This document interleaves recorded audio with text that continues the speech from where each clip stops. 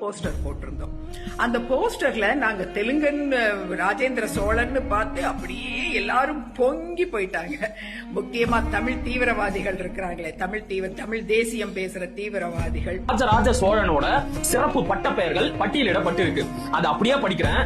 சோழ மார்த்தாண்டன், சோழ குல சுந்தரன், சோழேந்திர சிம்மன், தெலுங்கு குல காலன், நிகரிலி சோழன், தண்டமிழ் நாடன், தூய தமிழ் பேசக்கூடிய நிலத்தின் தலைவன், வெற்றி இருந்து அருளிய வேந்தன், போற்றி இருந்த தண்டமிழ் நாடன், சண்ட பராக்கிரமன், இரண்டிர கண்டன், செம்பியர் பெருமாள், செந்திரு மடந்தை மண், ஸ்ரீ ராஜராஜ சோழன், இந்திர சமானன், தெலுங்கு குலகாலன் அப்படின்னு ஒரு பட்டம் வந்துச்சுல்ல, அதுக்கு என்ன பொருள்? தெலுங்கு குலத்திற்கு யமன் போன்றவன் அப்படின்னு பொருள். காலன் அப்படின்னா யமன். தெலுங்கு குலத்திற்கே யமன் போன்ற ஒருவனை தெலுங்கன் அப்படின்னு சொல்றது எவ்வளவு பெரிய அயோக்கியத்தனம்.